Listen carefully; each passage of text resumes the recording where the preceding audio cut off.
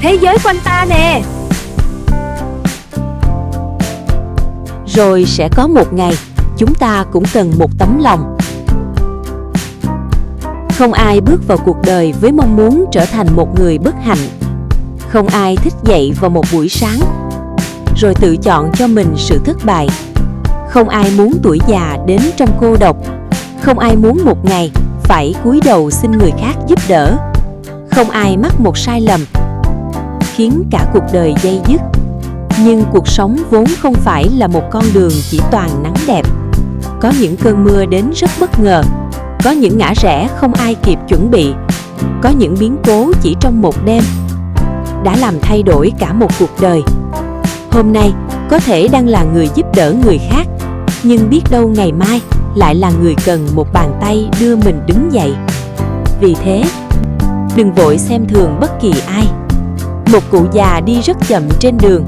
Có lẽ ngày trẻ họ cũng từng chạy rất nhanh, từng bế con trên vai, từng làm việc từ sáng đến khuya, từng hy sinh cả tuổi trẻ để nuôi lớn một gia đình.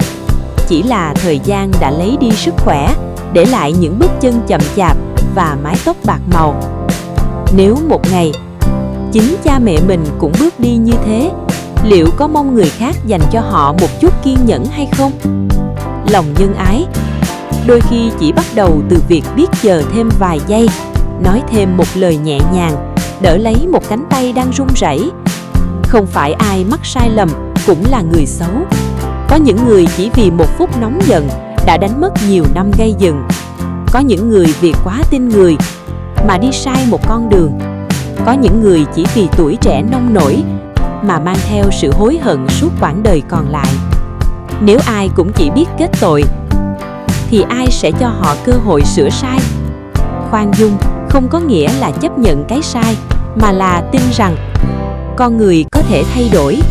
Giống như một cái cây bị bão làm gãy cành, nếu còn bộ rễ, nó vẫn có thể đâm chồi trở lại. Có những người nghèo không phải vì lười biếng, mà vì cuộc đời đã lấy của họ quá nhiều. Một trận bệnh, một tai nạn, một biến cố bất ngờ đủ để một gia đình từ đầy đủ trở nên trắng tay. Có người từng sống rất sung túc, nhưng chỉ sau vài tháng đã phải bắt đầu lại từ con số 0. Cuộc sống mong manh hơn chúng ta vẫn nghĩ. Hôm nay còn khỏe mạnh, ngày mai có thể nằm trên giường bệnh. Hôm nay còn đủ đầy, ngày mai có thể đối diện với mất mát. Bởi vậy, đừng cười trước nỗi đau của người khác. Không ai biết ngày mai mình có phải là người đứng ở vị trí ấy hay không.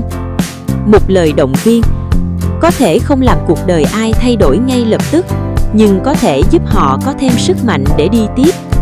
Một bữa cơm sẻ chia có thể không xóa được nghèo khó, nhưng đủ để một người cảm thấy mình chưa bị cuộc đời bỏ quên.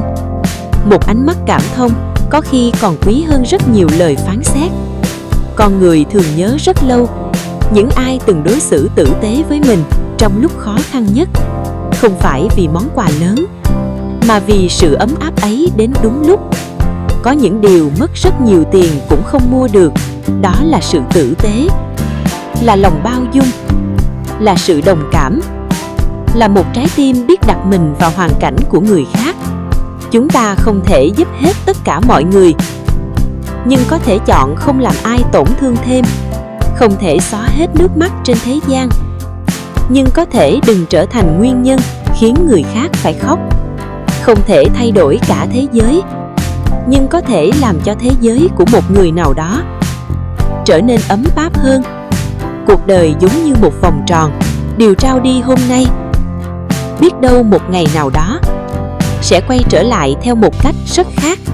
Có khi là một bàn tay, có khi là một nụ cười, có khi là một sự giúp đỡ đúng lúc, và cũng có khi là một người xa lạ đối xử với mình bằng chính sự tử tế mà mình từng dành cho người khác. Giàu có nhất không phải là có nhiều tiền, mà là có một trái tim đủ rộng để yêu thương. Mạnh mẽ nhất không phải là thắng được người khác, mà là chiến thắng sự vô cảm trong chính mình. Bởi rồi ai cũng sẽ có lúc già đi, ai cũng sẽ có lúc mắc sai lầm, ai cũng sẽ có lúc cần người khác giang tay. Khi ấy, điều cứu một con người. Đôi khi không phải là tiền bạc, không phải là địa vị, mà chỉ là một tấm lòng. Một tấm lòng biết yêu thương, biết cảm thông, biết tha thứ và biết đối xử với người khác như cách mình luôn mong được đối xử. Bởi cuộc đời này cuối cùng vẫn được giữ ấm, không phải bởi những điều vĩ đại, mà bởi những trái tim chưa bao giờ ngừng biết yêu thương. Cảm ơn cả nhà đã xem cùng mình. Hẹn gặp lại ở clip sau nha. Bye bye. Nhớ đăng ký kênh ủng hộ Hoa Nắng nhé.